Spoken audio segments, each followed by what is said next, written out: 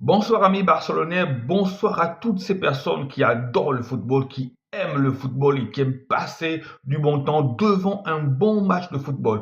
On jouait, excusez-moi, on jouait aujourd'hui pour la 33e journée de Liga et le FC Barcelone recevait l'équipe de Mallorca. Et il y a un mot pour moi qui peut définir ce match-là.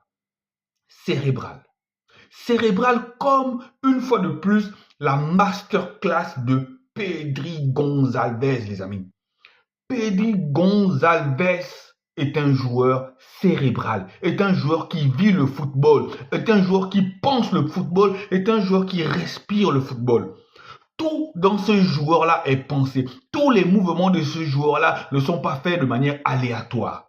Ses déplacements, ses prises de balles, ses accélérations, tout, il a une vision hors norme, une vision périphérique. Comme je l'ai déjà dit dans l'une de mes vidéos, Pedri, sur le terrain, il est comme une araignée qui tisse sa toile dans tous les sens, qui quadrille le terrain et qui sait instinctivement ou de mémoire là où chaque joueur se trouve.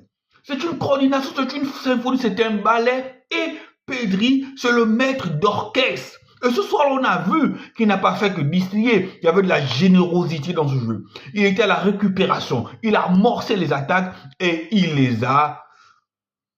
Pedri, c'est ce qui se fait de mieux en termes de milieu de terrain au monde. Pedri, pour moi, ce n'est pas seulement peut-être la réincarnation, non, pas la réincarnation parce qu'ils ne sont pas morts. Ce n'est pas seulement peut-être le prolongement de Iniesta. Pour moi, il a Xavi et Iniesta dans chacun de ses pieds.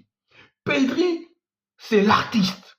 Pedri, c'est celui qui va te sublimer un match. C'est celui qui va te faire respirer lorsque l'équipe sera sous pression. Lorsque vous êtes sous pression, donnez le ballon à Pedri. Pedri aura la solution. Pedri saura comment ressortir, calmer le jeu, anéantir les velléités de l'adversaire. Et de l'autre côté, tu as Gavi. Gavi aussi, attention, c'est un bon joueur. Gavi, c'est quelqu'un aussi qui a une bonne patte. Mais Gavi, c'est celui-là qui ne se fera pas prier pour mettre des coups. Gavi, c'est celui-là qui ne se fera pas prier pour aller au charbon. Mais il a aussi une belle patte technique parce que pour faire la paire avec Pedri, il faut avoir un niveau technique très élevé. Et Pedri, c'est le genre de joueur que tu mets à côté de lui, même un peintre, il va rendre ce peintre-là meilleur. Et la paire Pedri de Jong, c'est extra.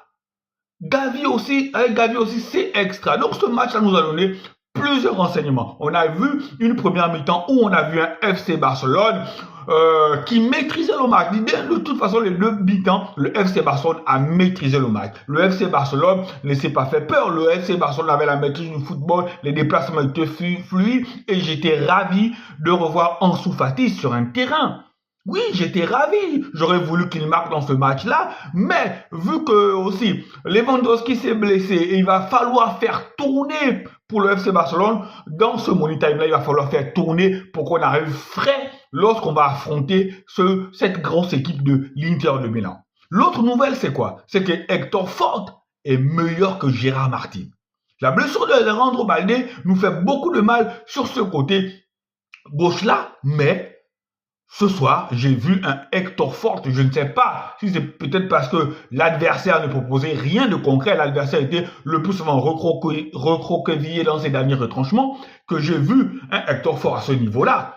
Mais pour moi, Hector Fort, s'il fallait faire un choix entre Hector Fort et Gérard Martin, bien évidemment que je plébisciterais Hector Fort. Parce que son activité sur le côté, on l'a vu que c'était une mobilette, qu'il y avait une bonne association avec Ansu Fati, ça échangeait bien et c'était aussi un peu plus offensif. Et la règle du hors-jeu aussi, il la maîtrisait un peu mieux que Gérard Martin. Et il y a encore une autre information. Dans ce match-là, j'ai eu pour moi la confirmation que Lamine Yamal n'est pas un buteur, les amis.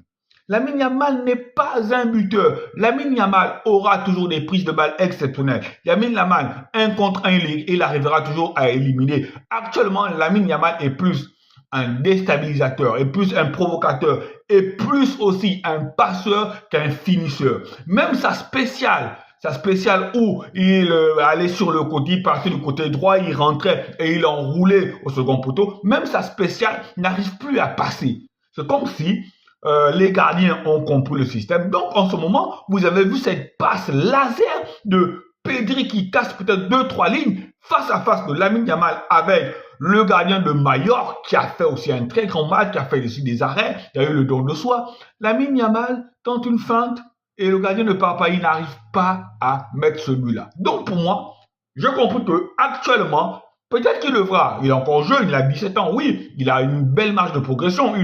Il devra certainement travailler devant le but parce que le niveau qu'a Lamine Yamal, on ne peut pas comprendre que Lamine Yamal ne soit pas en même temps passeur et buteur.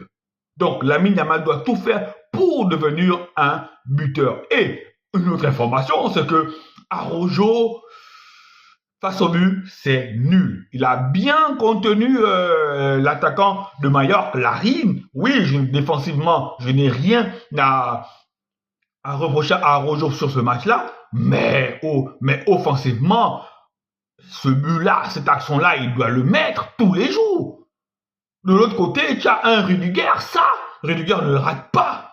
Rudiger ne rate pas cette occasion-là.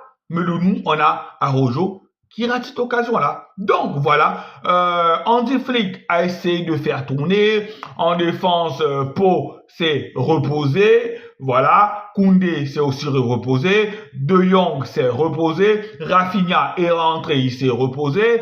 Olmo, le but de Olmo, c'est le plus important parce que, vous savez, on est toujours à la lutte avec le Real de Madrid. Cette victoire-là nous rapporte les 3 points, ce qui fait qu'on met le Real de Madrid encore à 7 points et le Real de Madrid jouera demain en espérant que le Real de Madrid va se planter demain. Amis barcelonais, amis, vous qui aimez le football, je vous dis ciao, ciao, et j'ai pris du plaisir à regarder ce FC Barcelone, la démonstration de ce FC Barcelone là. De toute façon, le FC Barcelone, même parfois il y a des matchs où lorsqu'elle ne marque pas cette équipe, mais si le ballon tourne bien, il y a un plaisir. Ouais les gars, masterclass ce soir, même s'il n'y a pas un large score, mais la circulation du ballon, la maîtrise, tout y était. Allez, ciao, ciao.